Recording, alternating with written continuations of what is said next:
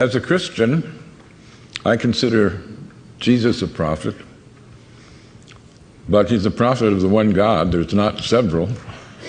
As a Christian, I worship Allah. In the Quran, they ask Allah, through Muhammad, how they should pray. And here's one of many creeds in the Quran. We believe in God and in what was sent down to us and what was sent down to Abraham, Ishmael, Isaac, Jacob, and the 12 tribes, and what was given to Moses, Jesus, and all the prophets by the Lord.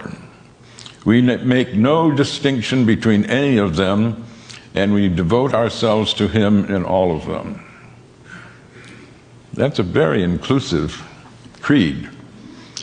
The narrow definers of Judaism sometimes say that the chosen people are the circumcised, and narrow believers in Christianity sometimes say that the chosen people are the baptized. But the Quran says God's chosen people are all the monotheists from the beginning of the creation. And when we think of the succession of prophets, they're given great praise. Muhammad praises Moses. In some ways, the most important prophet before Muhammad, though they're all directly from God, it's Jesus.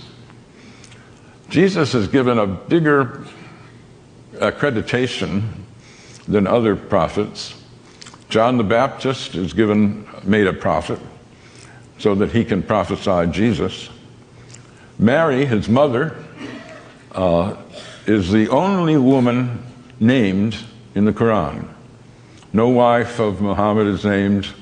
There's no Adam and Eve, there's Adam and spouse. But Mary is not only named, she's made sinless. She conceives Jesus in virgin birth. She is tremendously honored.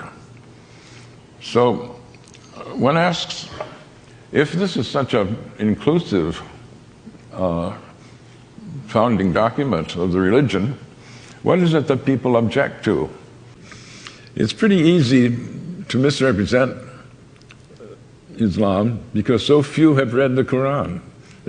This book I published is a product of my shame.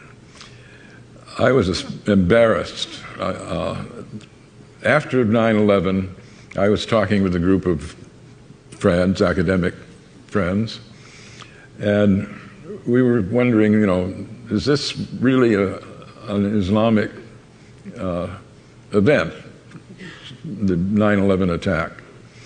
And at some point, people asked, well, who here has read the Quran?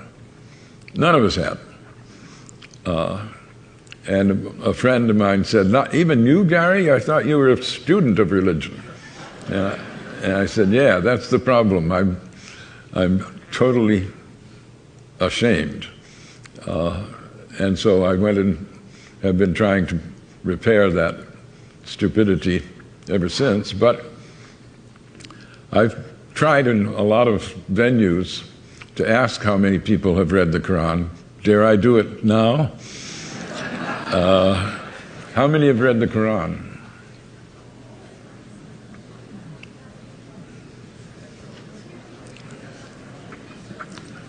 A minority, certainly.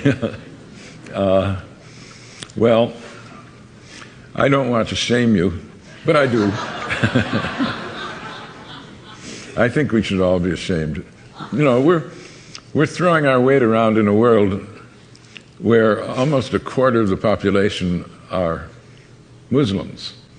And not to know, how can you say the Islamic State is a false construct if you don't know what true Islam is. One can only hope that more people will use freedom to do things like read the Quran rather than hate the Muslims.